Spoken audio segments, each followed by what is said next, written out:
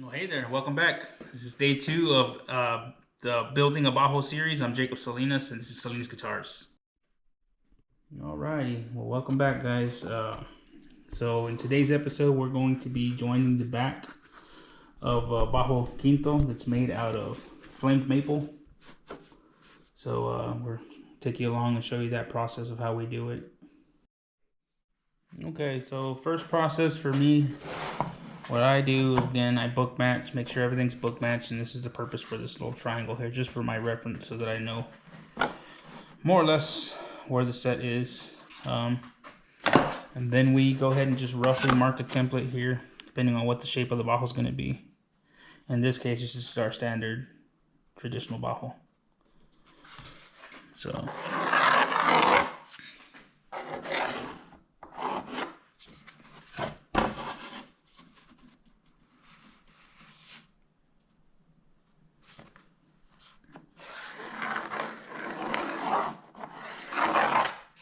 And usually I don't leave a lot of material in front or behind on here, like right here, these spots here. I usually cut them a little shorter, but in this case, since it's already there, I'll go ahead and leave it. Alright. So here is a shooting board. That's how I use, that's what I use to help me join the back. So I'm gonna run a number 7 joiner plane up against this and get it as true as I can. So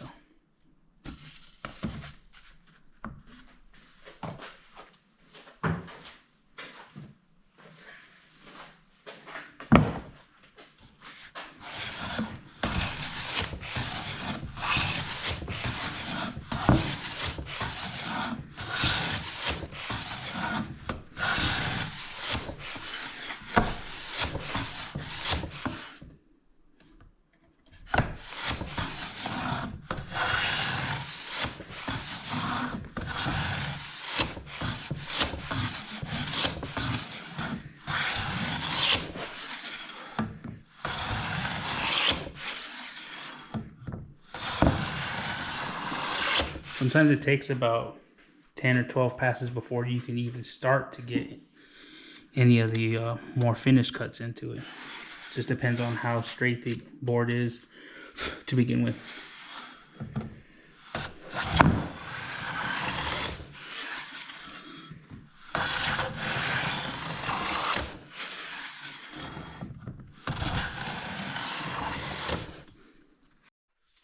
Alright, so it takes about, like I said, it just depends on the species of the wood. Usually, depending on how straight this edge starts out at, usually takes about maybe 10 to 12 passes with the joiner plane to get the line true enough. And then what we're looking for here is that there's no light passing through that seam on any contact point. So right there, there's like perfect. There's no light whatsoever. No light at all passing through there. So and that's pretty much it, really. Then of course we do like center seam designs, decorations that we use. You can buy them already made, and those usually what we recommend on stuff that you can buy from StewMac or any other luthier supply store that has like a decorative center design. We inlay them in. So we join the backs, and then after the back's already, been sanded, thickness sanded, then we come back and inlay that part in. But today I'm going to just do a 3-piece stack, just a more traditional, and it's 3 pieces of wood, and we glue them all together, all at the same time as what we're gluing it together. So I'll show you how I do. Usually what I do is I always put a piece of tape down so that my board doesn't stick, or my back doesn't stick to this little glue up board that I have here. Put a piece of tape there. And here are those 3 pieces that I was talking about. It's going to be, in this case, it's going to be walnut, some maple, and another piece of walnut.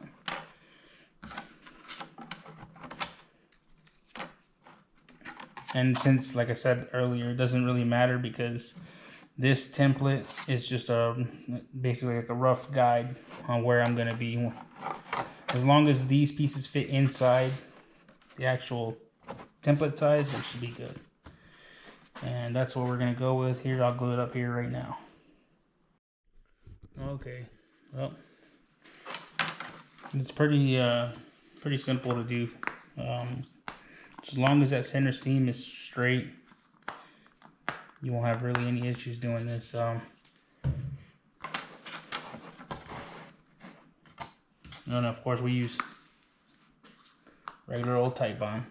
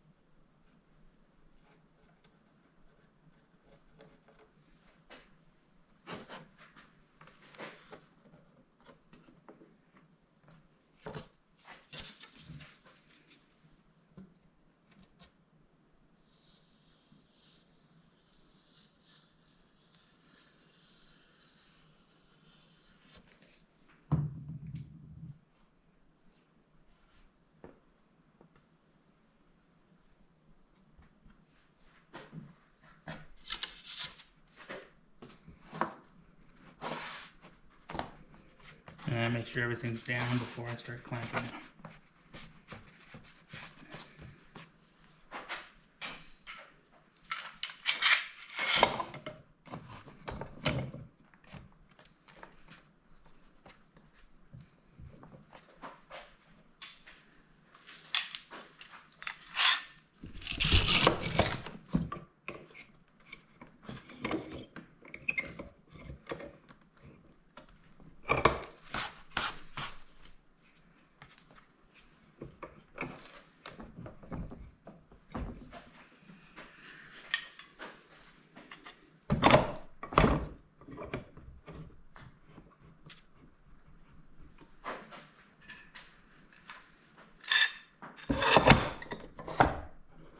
That's pretty much it, guys. I mean, it's a waiting game from here on out. So just let that clamp.